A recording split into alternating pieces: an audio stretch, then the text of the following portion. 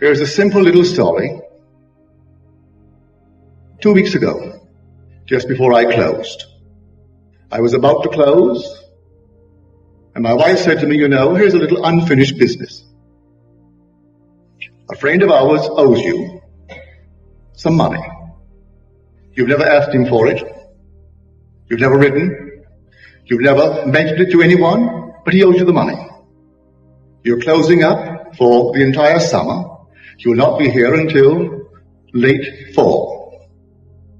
I don't think it's fair to him, fair to you, fair to me, that he continues indefinitely without ever mentioning the fact that he owes you the money. I said, all right, you want the money? He said, yes. I said, all right, I will do it in my own way.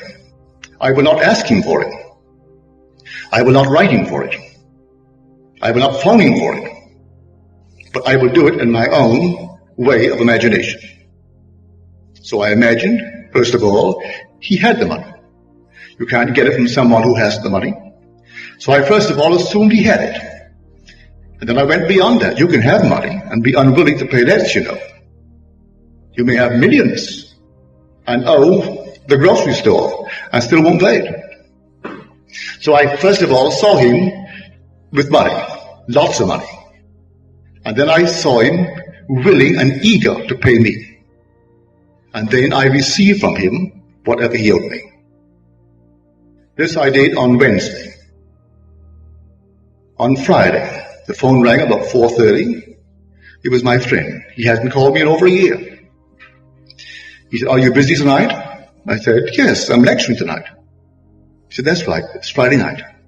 Well, my wife and I will come to the meeting tonight. It's perfectly all right.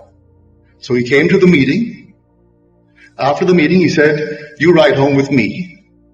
And Bill, who's my wife, she'll go home with the one who brought you. And my wife will go with you, with her. So we went over to the parking lot. And he always drove an old jalopy, something falling apart. But I saw nothing like that in the lot. And he took me over towards this wonderful Chrysler, the New Yorker model, with everything in it that money could buy. But he drove me home. A new car was under 1,000 miles. Not a word was said on the way home about money. Not a word was said at home. The one who drove my wife and his wife home left about 11:15. And then 5 minutes later, she opened her purse and said, Neville, this is long, long overdue. But I think you'll find it in order. And handed me a check for $1,200. I never asked for it.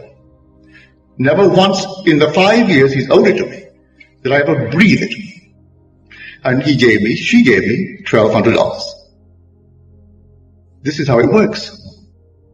If you believe in the reality of your own wonderful imaginal acts, it came out of the nowhere.